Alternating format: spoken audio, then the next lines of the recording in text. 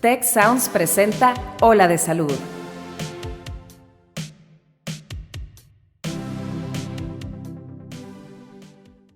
Un diagnóstico de cáncer en los niños puede ser devastador para los papás, pero afortunadamente, la curación del cáncer infantil es posible en la mayoría de los casos. En este episodio exploraremos cómo es la vida de los pequeños una vez que logran vencer la enfermedad. Yo soy Mauricio Torres y aquí comienza tu ruta de bienestar. En pediatría, la tasa de curación es alta. Si la comparamos con el cáncer en adultos, los niños se curan más, muchísimo más. Y al final lo que estamos buscando es que el niño se incorpore a sus actividades y que tenga esta vida saludable. ¿Qué tal amigos? ¿Cómo están? Bienvenidos a un nuevo episodio de Ola de Salud, el podcast que te da las herramientas necesarias para que tomes mejores decisiones y mejores tu calidad y estilo de vida. Yo soy Mauricio Torres y el día de hoy les tenemos un episodio muy interesante con la doctora Leslie Uribe. Es un episodio en el que vamos a hablar de la vida después del cáncer. Doctora, muchísimas gracias por acompañarnos el día de hoy. Hola Mauricio, muchas gracias, al contrario, por la invitación y pues por poder compartir este espacio. Antes de empezar a hablar un poco del episodio, queremos conocerte. ¿Quién eres? ¿Qué has hecho? ¿Dónde te formaste? Un poco como de contexto para todas las personas que nos escuchan y saber de quién están escuchando. Sí, claro que sí. Pues mira, mi especialidad es en oncología pediátrica. Yo tuve mi entrenamiento como médico general en la EMIS, en la Escuela de Medicina del TEC de Monterrey, soy de la generación 27. Posteriormente hice la especialidad de pediatría en el programa multicéntrico, que es el de TEC de Monterrey con Secretaría de Salud. Y después de eso me fui a entrenar a la Ciudad de México al Instituto Nacional de Pediatría en la subespecialidad de oncología pediátrica. Ya posteriormente cuando regresé, estuve en el doctorado en ciencias clínicas, también aquí en el TEC de Monterrey. Lo terminé hace 2 años y pues bueno, desde que egresé del Instituto Nacional de Pediatría, he dedicado mi práctica a la atención de niños y adolescentes con cáncer, que los vemos prácticamente desde el nacimiento, desde un bebé de un día de vida hasta los 18 o 21 años aproximadamente, pero es el rango de edad en el que nuestra subespecialidad se enfoca. Claro, pues bueno, ahí lo tienen. Me da mucho gusto saber que también es EMIS. Yo soy de la generación 39 de la Escuela de Medicina. Entonces siempre es un gusto poder platicar con alguien egresado del Tecnológico de Monterrey. Quiero empezar a que nos platique un poco sobre qué es el cáncer, porque hay muchas personas que llegan conmigo y me dicen, el cáncer es una enfermedad, es una condición. Hay muchas personas que no terminan de entender qué es el cáncer. Entonces, no sé si nos pueda comentar rápidamente qué es, cómo se llega a formar, algo como de teoría nada más para conceptualizar. Sí, claro que sí. Pues mira, realmente hablando de cáncer en pediatría y bueno, incluyendo también en adultos, ¿verdad? Pero estamos hablando de que son un grupo de enfermedades. No es una sola enfermedad. Nosotros vemos pues prácticamente más de 100 enfermedades en niños y adolescentes, en Ujú. donde el denominador común es que en alguna célula hay un error, hay algún error durante la formación del bebé o que se tiene un factor externo también, en donde eso genera que se tenga una multiplicación que no tiene un control prácticamente y que hace que se genere una masa o un tumor que puede ser a cualquier nivel del cuerpo, ¿verdad? En cualquier tejido. Ahorita platicaremos un poco como de cuáles son los tipos de cáncer más frecuentes en la edad pediátrica, pero prácticamente eso es lo que sucede. Muchas veces, sobre todo en niños, siempre queda la duda que si es algo que se puede heredar o algo en cuestión de que si durante el embarazo de la mamá hubo algún factor que influyera. Hay algunos casos, pero son los menos frecuentes. Prácticamente cuando hablamos de una causa del cáncer en pediatría, nosotros lo englobamos como una causa multifactorial, en donde, como el término lo dice, intervienen distintos factores desde ambientales, algunos genéticos, o algunos a nivel molecular para que la enfermedad se genere. Entonces, pues prácticamente esa es como la definición, y que una parte importante también de enfatizar es que se tiene la capacidad de estas células malignas de que puedan irse hacia otros órganos o tejidos, que son las que llamamos metástasis, ¿verdad? Y eso es algo pues importante de aclararlo, Claro. pero prácticamente como así de forma general. Me gusta mucho esta definición de decir que es un crecimiento de células no controlado o no regulado. Y creo que es importante que las personas que nos escuchan sepan que nuestras células del cuerpo siempre se están dividiendo, o la mayoría, ¿no? Entonces, imagínense cuántas células tenemos y todo el tiempo se están dividiendo. Entonces, pudiera llegar a haber un error, que normalmente lo hay, pero nuestras células están equipadas con mecanismos para justamente eliminar o no permitir que sucedan esos errores en la multiplicación. Entonces, cuando empiezan a haber problemas en cómo nosotros regulamos nuestra división celular, ahí es donde se origina el cáncer. Quiero, antes de hablar como de factores de riesgo, que me gusta muchísimo ese tema, hablar un poco entre la diferencia de un crecimiento benigno y un crecimiento maligno.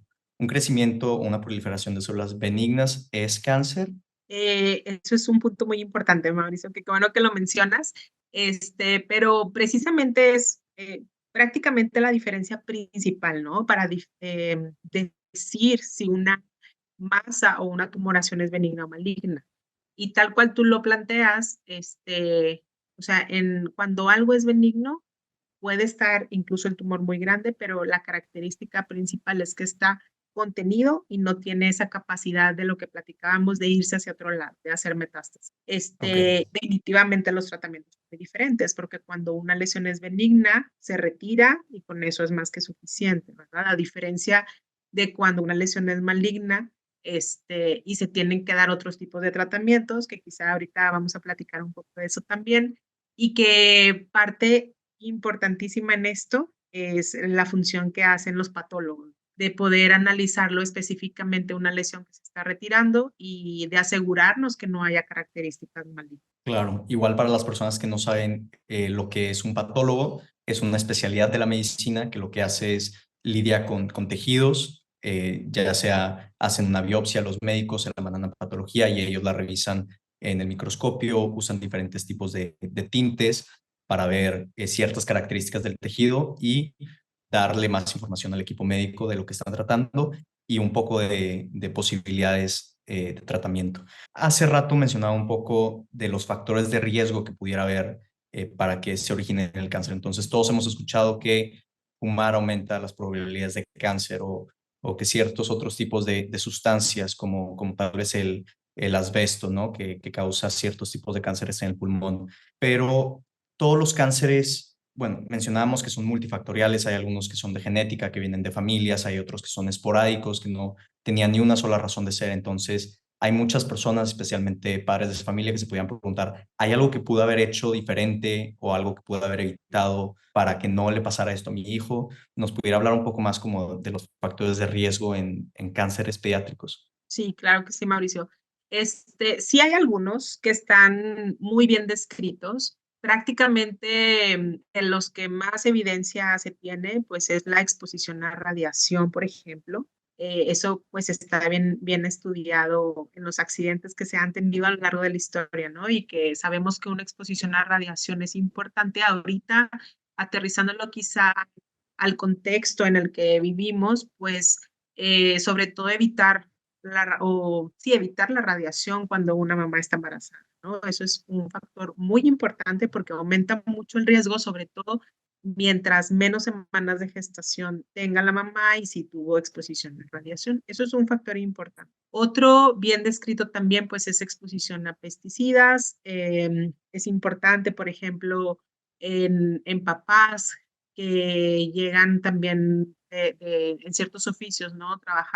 De trabajar, por ejemplo, en una gasolinera o en este tipo de oficios, en donde si con la misma ropa contaminada están expuestos niños pequeñitos, pues puede ser un factor. Otro factor importante y que está descrito es definitivamente otros factores durante el embarazo, sobre todo relacionados a consumo de drogas, que eso sabemos que aumenta mucho sobre todo el riesgo de desarrollar ciertos tipos de sarcomas en niños pequeñitos, marihuana, por ejemplo, y prácticamente son de los que más están descritos. Mucho de lo que siempre existe duda es si algún tipo de alimento o si se hubiera tenido algún tipo de alimentación se pudo haber evitado esto, sobre todo con los embutidos y mucho se escucha esta parte, o exposición, por ejemplo, a ondas de microondas, que es de lo que más duda queda de repente, pero la realidad es que nada de eso actualmente no existe ninguna evidencia, ¿verdad? Y específicamente hablando de alimentación, pues la recomendación es de siempre en cuanto a tener una alimentación saludable, ¿verdad? No vamos a tener a un niño comiendo todo el tiempo embutidos, pero mientras se realice con medida, pues eso es lo recomendable. Pero de factores así más descritos, esos son de los principales. Hay otro grupo que abordamos siempre, que nosotros lo mencionamos como poblaciones de riesgo Ok. y hablamos de niños que tienen algún síndrome o alguna enfermedad que los predispone, los hace más susceptibles a tener ciertos tipos de cáncer. Uno de los más comunes, los niños con trisomía 21 o síndrome de Down, que ellos en sí tienen una mayor probabilidad de desarrollar sobre todo algún tipo de leucemia. Hay otros síndromes, ¿verdad? Síndromes o enfermedades como neurofibromatosis que los hacen más propensos a tener ciertos tipos de tumores cerebrales.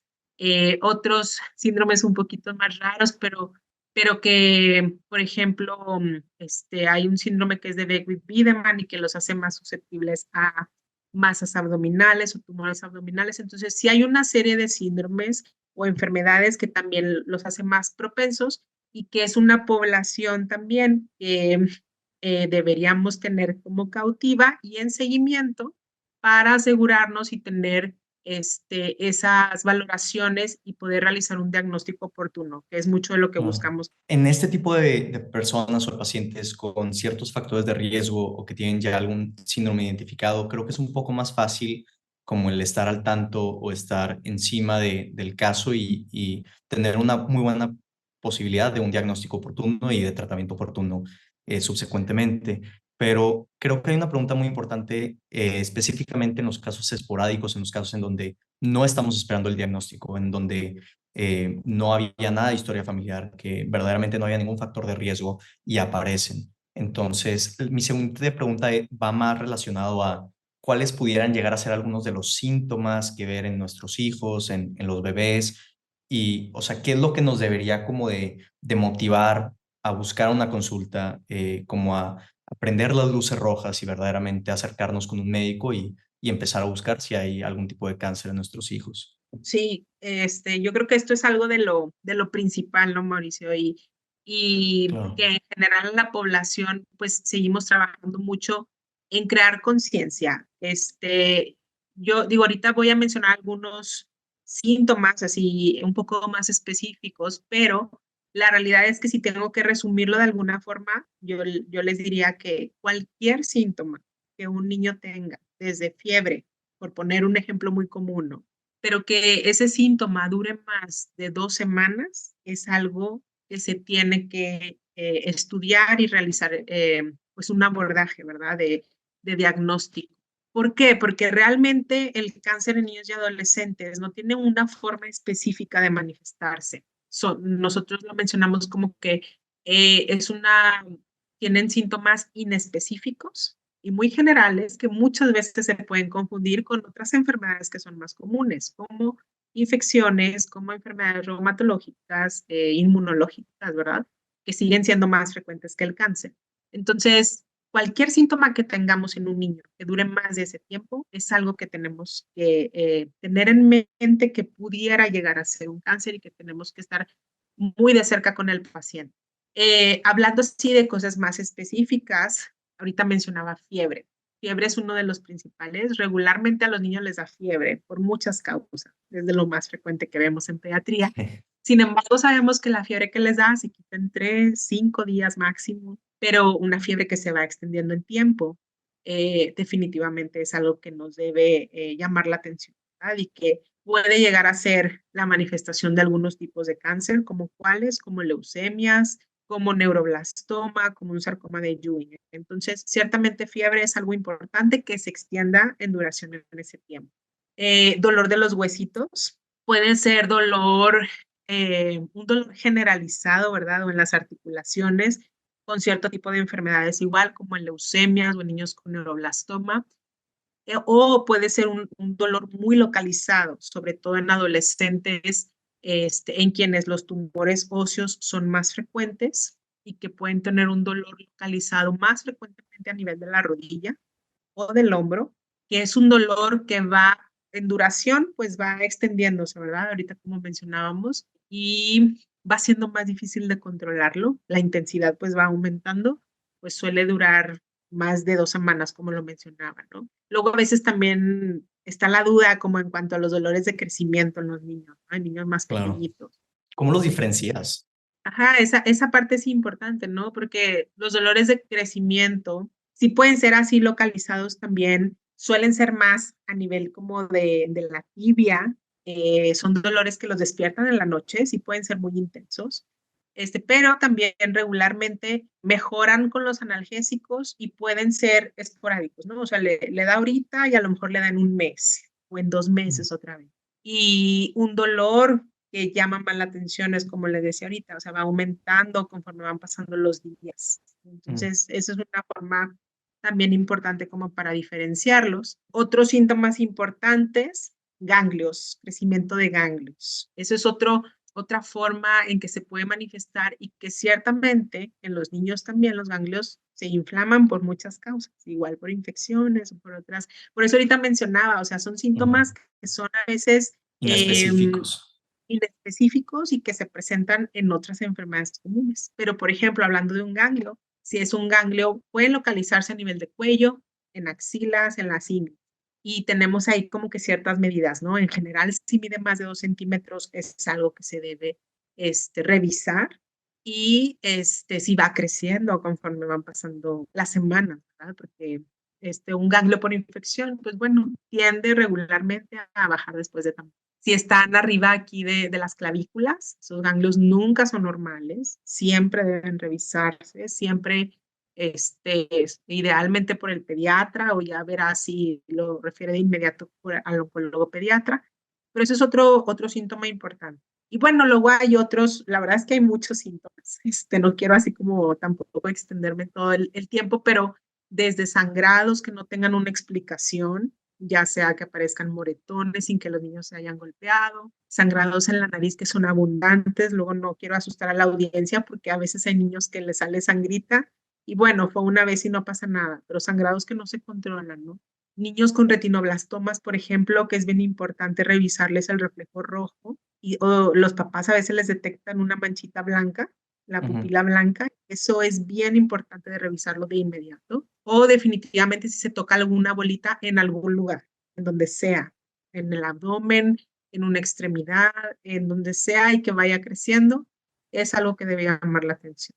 Claro, y ahorita hemos estado mencionando muchos tipos de cánceres diferentes, pero quería ver si podíamos rápidamente hablar como los diferentes tipos de cáncer que pudiéramos encontrar en pacientes pediátricos, infantiles y adolescentes, y un poco como del contexto de los tratamientos que pudiéramos llegar a utilizar en México. Sí, realmente abarcando la edad pediátrica de los 0 a los 18 años, los tipos de cáncer más frecuentes en el primer lugar son las leucemias agudas, de las cuales la leucemia linfoblástica aguda sigue siendo la más frecuente y pues bueno, ciertamente es uno de los diagnósticos al que más nos enfrentamos, ¿no?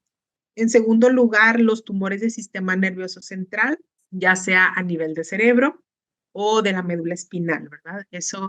Estos tipos de tumores también son de los más frecuentes que vemos. En tercer lugar, los linfomas, tanto el linfoma de Hodgkin como de no Hodgkin, son igualmente enfermedades frecuentes para nosotros de ver.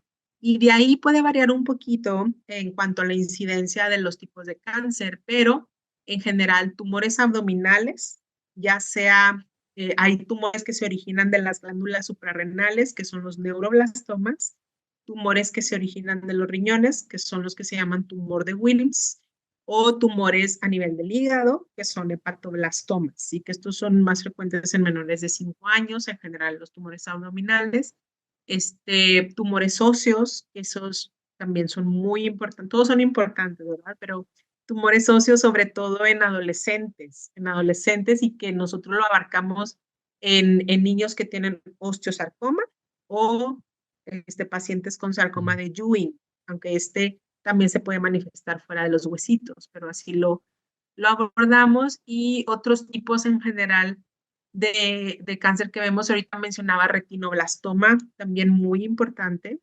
porque incluso aquí, bueno, cualquier tipo de estas enfermedades, mientras la detectemos antes, Mejor, tenemos una mayor probabilidad de curación, ¿verdad? claro. Pero hablando específicamente de retinoblastoma, pues también estamos hablando de poder salvar el ojito o los ojitos del niño, que hay casos bilaterales. Entonces, este es otro tumor importante.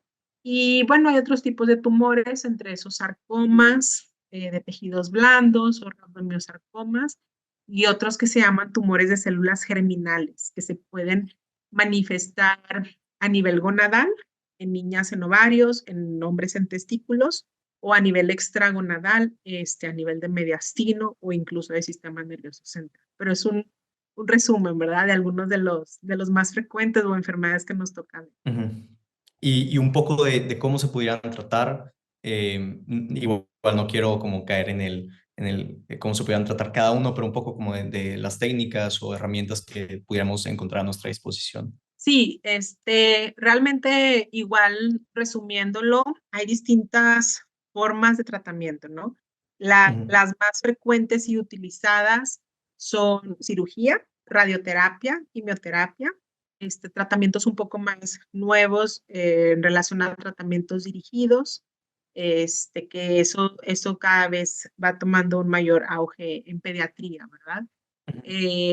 Ahorita prácticamente esas son como 4 modalidades de tratamiento que podemos utilizar, que cada una funciona de una forma distinta y muy específica, y que dependiendo de eso también son los efectos y secuelas también que debemos tener en mente, no solamente a corto plazo, sino a mediano y largo plazo una vez que terminamos los tratamientos con los niños. Pero estas son las modalidades de tratamiento que utilizamos. Y igual, nada más como un poco de contexto, cada una de las técnicas diferentes las usaríamos dependiendo del estado del cáncer del paciente. Entonces, si es un cáncer localizado, como habíamos mencionado previamente, pues usamos cirugía. O hay algunos casos donde primero hacemos una cirugía y luego lo seguimos con algún tipo de tratamiento como quimioterapia o radioterapia, ¿no? Sí, efectivamente, Mauricio. Y eso es importante. Parte también de nuestro trabajo como oncólogos pediatras. Tenemos que valorar, la verdad, muchas cosas, pero dentro de eso tenemos que realizar una estadificación o ver en qué etapa está la enfermedad del niño, y en base a eso definir un tratamiento que, como tú mencionabas, hay que analizar varios factores para ver si primero es mejor hacerle una cirugía o darle quimioterapia o darle radioterapia, porque dependiendo de todos estos factores es como se decide un tratamiento. Incluso en niños que tienen el mismo diagnóstico, puede que la forma de tratarlos tenga que variar. Entonces, pero en general esa es la forma como se realiza, ¿verdad? Y por supuesto siempre buscando que tengamos una curación con el menor número de secuelas. Y ahora sí vamos a entrar un poco más como al jugo del episodio, que es qué pasa después de una ronda de tratamiento exitosa o no exitosa. O sea, cómo es la vida de los pacientes después de que se inicia el tratamiento del cáncer. Sí, Mauricio, pues realmente es un tema muy amplio. Y pues sí, ¿verdad? Esta introducción es importante para analizar cómo es una vez que terminamos el tratamiento con el paciente, ¿verdad? O sea, como tú lo mencionaste, en los casos, digamos, en que llegamos a una curación, como en los casos en los que no llegamos a una curación, que es una realidad también. Ciertamente en pediatría, la tasa de curación es alta. Si la comparamos con el cáncer en adultos, los niños se curan más, muchísimo más, ¿verdad?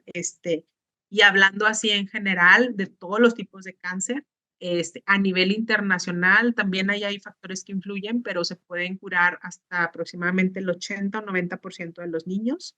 Y bueno, en países como el de nosotros puede variar un poquito, pero en general son altas tasas de curación, ¿verdad? Pero también existen esos otros casos en donde lamentablemente, aunque se utilicen muchas estrategias de tratamiento, no se llega a una curación. ¿Qué pasa cuando terminamos tratamiento? Y que evidenciamos que ya no hay más enfermedad, estamos en remisión. Los tratamientos en cuanto a duración pueden ser muy variables. Por poner un ejemplo, en los niños con leucemias pueden estar en tratamiento entre 2 y 3 años y niños con otros tipos de tumores sólidos, por ejemplo, tumores abdominales o tumores óseos o retinoblastoma, como mencionábamos ahorita, pueden estar en tratamiento entre 6 y 12 meses, dependiendo. Pero para que darnos una idea de cuánto tiempo estamos hablando. Sí. Pero una vez que llegamos a finalizar el tratamiento, es importante hacer una evaluación de estudios para evidenciar que no existe más enfermedad y pasar a una fase que se llama de vigilancia. Okay. Que como el término lo dice, vigilamos sobre todo que no regrese la enfermedad, que no tengamos una recaída. Y esta vigilancia va a durar 5 años y cada cierto tiempo estamos valorándolos en consulta, cada cierto tiempo realizamos estudios. Sin embargo, prácticamente en este punto es donde hablamos de la vida después del diagnóstico del cáncer y determinar un tratamiento, ¿verdad? Que aunque es un momento para festejar bastante, eso es una realidad, en muchas familias y en muchos niños puede generar desde ansiedad, preocupación, por supuesto, de que la enfermedad vaya a regresar, hasta depresión incluso. Entonces, ciertamente lo podemos englobar en aspectos que vamos a estar siguiendo junto con la familia, desde el aspecto físico, emocional, el aspecto nutricional, que eso es importante desde el diagnóstico, y el aspecto social también. Para nosotros es bien importante siempre que se pueda y que incluso durante el tratamiento el niño haga sus actividades casi como las hacía antes de un diagnóstico, ¿verdad? Tenemos que tener muchos cuidados específicos, pero si el niño puede ir ciertos días a la escuela, no estar aislado, eso es algo muy importante. Claro. Entonces, cuando llegamos a esta fase de vigilancia, es ir retomando poco a poco lo que el niño y la familia hacían antes del diagnóstico. Y puede escucharse muy fácil, pero la realidad es que con cada familia se vive diferente, definitivamente. Pero puede ser un momento también de mucha tensión, por qué no decirlo. Y que, bueno, dentro de todo esto, lo importante es enfatizar que en el aspecto médico va a tener su seguimiento, que eso nosotros nos encargamos exactamente de definir cómo va a ser ese plan, con qué otros especialistas tiene que estar yendo, porque es una realidad. Ahorita mencionábamos con los tratamientos que se tiene que estar muy al pendiente de efectos o secuelas tardíos del tratamiento. Y en este aspecto, prácticamente los tenemos en vigilancia de por vida. Entonces, muchas veces, en muchas ocasiones, es necesario que vayan con otros especialistas a valoración, al igual que con el oncólogo pediatra, en donde se incluye también como parte del equipo fundamental al especialista en psico-oncología y al especialista en nutrición. Claro. Esos pilares son muy importantes. Desde el momento, o sea, del diagnóstico hasta toda esta parte de vigilancia y todo el camino que recorremos, estos pilares del tratamiento son importantes en cuanto a la parte emocional, la parte nutricional, la parte social y la parte espiritual. Entonces, pues digo, es así como algo en lo que podemos ir platicando del tema. Cuando hablamos de el tiempo de seguimiento, que habíamos dicho que son 5 años, estamos asegurándonos de que no regrese el cáncer. ¿Qué pasa después de esos 5 años? ¿Sigue estando como esa incógnita de regresar o no el cáncer? ¿Las probabilidades disminuyen drásticamente? ¿Qué es lo que pasa después de la fase de seguimiento o vigilancia? Esa parte es bien importante, Mauricio, porque prácticamente una vez que se completan los 5 años de vigilancia, decimos que el niño o el adolescente está curado completamente. O sea, ese momento, en esa fecha, es donde se tiene un parteaguas de decir, estás curado por completo. Prácticamente las probabilidades, como tú lo mencionaste, bajan drásticamente. Siempre puede llegar a regresar la enfermedad, pero es sumamente raro que suceda después. Por eso lo declaramos como que ya está curado. Y por supuesto es una fecha muy importante para la familia y para el paciente, ¿verdad? El seguimiento no se pierde, se tienen que tener aún valoraciones una vez al año, como idealmente todos deberíamos de tenerlas, pues en general de chequeos, ¿verdad? Que no mucha gente lo suele hacer, pero prácticamente este seguimiento es de por vida. Hay incluso unas clínicas que se llaman como de transición entre la edad pediátrica y de la adultez, porque como se tiene que tener este seguimiento, pues llega un punto en que los pacientes son adultos, ¿verdad? Y eso es algo muy bueno. Y ya hasta a veces no se sienten cómodos con el oncólogo pediatra o con el pediatra. Entonces, también en ese punto se puede ir acompañando al paciente y a la familia para que tenga sus valoraciones con el oncólogo de adultos. Pero, pues prácticamente en ese momento es en donde se dice que un paciente ya está curado. Quiero volver a hacer un énfasis como en esa transición de ser un niño que está lidiando con un cáncer, que es una batalla diaria, es muy difícil, a todo el proceso del tratamiento y luego intentar como volverse a acoplar a su rutina que tenía antes o tal vez que nunca la tuvo y a volver a ser niño, a volver a disfrutar de la vida. Y esto no es un tema solo del paciente, sino de toda la familia que estuvo lidiando junto con él esa batalla.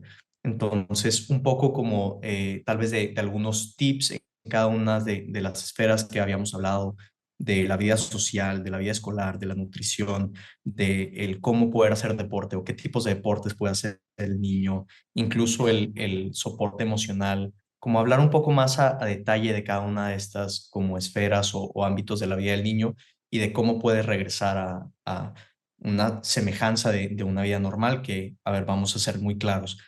Estos pacientes han pasado por cosas que probablemente la mayoría del resto de la población no hemos vivido con cosas así de difíciles. Entonces, incluso como siendo niños, ellos pueden llegar a tener como cierta norma, o sea, normatividad o normabilidad de su vida.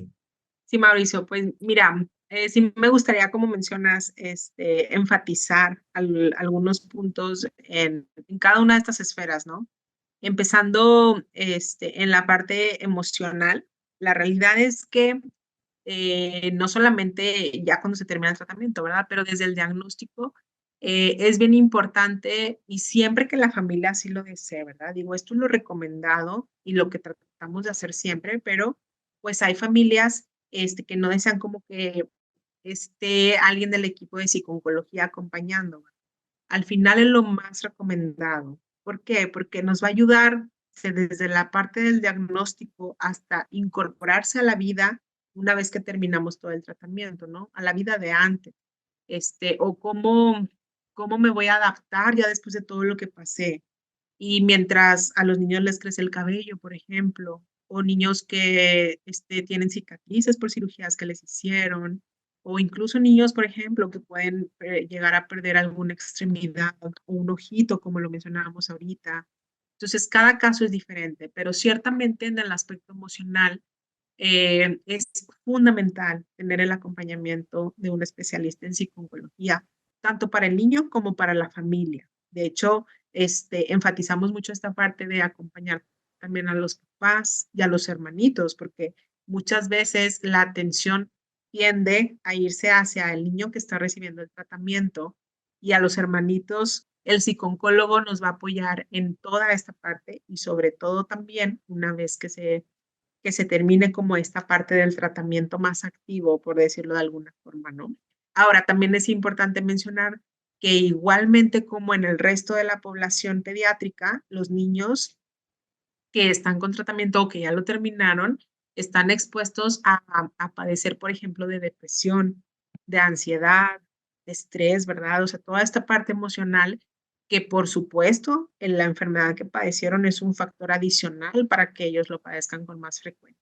Entonces, ciertamente son puntos muy importantes en los que debemos prestar atención, y tener el acompañamiento idealmente por el psicólogo, ¿no? En la parte nutricional, ciertamente, pues también es importante, una vez que, es que todo esto prácticamente va desde que se hace un diagnóstico, ¿no? Pero cuando se termina el tratamiento, continuar con una alimentación balanceada, ¿verdad? O sea, en general, lo que buscamos es que el niño sea capaz de elegir comidas saludables durante el resto de su adolescencia, de su adultez, y las recomendaciones en general que se hacen, ¿no? O sea, evitar alimentos que sean altos en azúcares, altos en grasas, y procurar pues tener una mayor alimentación con frutas y verduras, granos integrales, proteínas, esa parte, ¿no? De la mano de la parte también de la actividad física. Al final lo que estamos buscando es que el niño se incorpore a sus actividades y que tenga esta vida saludable. Entonces, en la parte de actividad física, la realidad, digo, hay casos que tenemos que individualizar, pero el niño se puede incorporar a realizar actividad prácticamente 1 o 2 meses después de haber terminado los tratamientos. Ya. Hay niños que atendemos que son deportistas de alto rendimiento en el momento en que se diagnosticaron y que durante el tratamiento tuvieron que detenerse en esa parte, pues por todo, ¿verdad? Por los internamientos, por cirugías, pero que una vez que terminan, se pueden reincorporar a realizar este tipo de ejercicio, de actividad física, y que van a ser muy específicos los casos, por ejemplo, en donde se tenga alguna limitación, ¿no?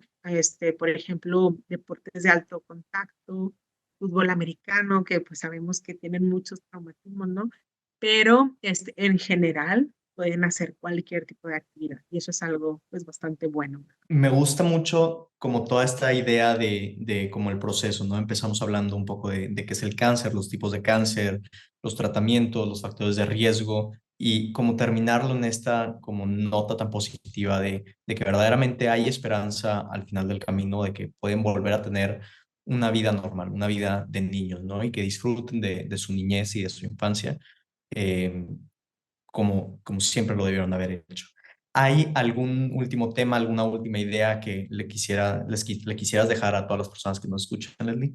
Sí, solamente como sociedad, ¿verdad? Tratar de que no cerremos los ojos ante este tipo de enfermedades porque es una realidad que existen, que tenemos todos desde donde estamos que seguir trabajando para que se puedan diagnosticar de una forma más temprana, porque precisamente esto es lo que nos va a llevar que una vez que termine el tratamiento, esta vida después del cáncer sea mucho más apegada a lo que el niño o el adolescente hacía desde antes de su diagnóstico, y por supuesto la importancia del acompañamiento de todo el equipo médico para que esto, o sea, siempre buscando, como lo mencionaba, una mayor curación con menos secuelas, y pues siempre buscando el mayor beneficio para el niño. No lo pude haber dicho mejor, doctora Leslie. Muchísimas gracias por acompañarnos el día de hoy.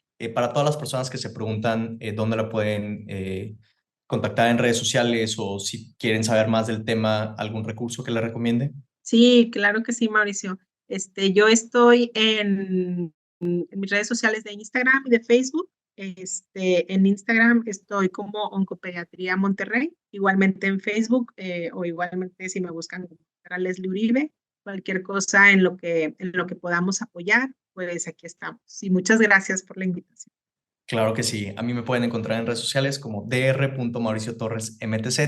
Vamos a estar subiendo información del episodio, un poco más de recursos. Cualquier duda que tengan se pueden contactar con la doctora Leslie o conmigo. Muchísimas gracias a ti, doctora Leslie, por acompañarnos el día de hoy. A todas las personas que nos escuchan, espero que haya sido un espacio en donde pudieron haber encontrado como una base para conocer sobre este tema que es verdaderamente amplio. Pudiéramos hablar horas y horas de todas las otras partes que nos faltó. Esperemos que haya un episodio número 2 sobre este tema. Y todas las personas que no han tenido una cercanía personal o familiar con este tema, para generar un poco más de conciencia sobre el tema. y de todo lo que viven los pacientes y las familias que lidian con algún tipo de cáncer pediátrico. Espero que les haya servido, que les haya gustado, y cualquier cosa, no duden en contactarnos. Muchísimas gracias a todos por escucharnos. Espero que tengan un excelente día. Hola, somos Carlos Ordóñez y Rosalinda Ballesteros, y te invitamos a escuchar Cuida tu Mente, un podcast donde expertos del TEC de Monterrey e invitados brindarán herramientas y consejos para potenciar una vida positiva. Cuida tu Mente es parte de Tech Sounds Podcast, la barra oficial del Tecnológico de Monterrey. Muchas gracias al equipo de Tech Salud, el Sistema de Salud del Tecnológico de Monterrey, y al equipo de Tech Sounds. Productora ejecutiva, Lisbeth Siller. Productores de Ola de Salud, Melissa Hinojosa, Nora Morales y Fernando Zamora. Diseño, Lizeth Rodarte. Analíticos y alianzas, Lilia Martínez.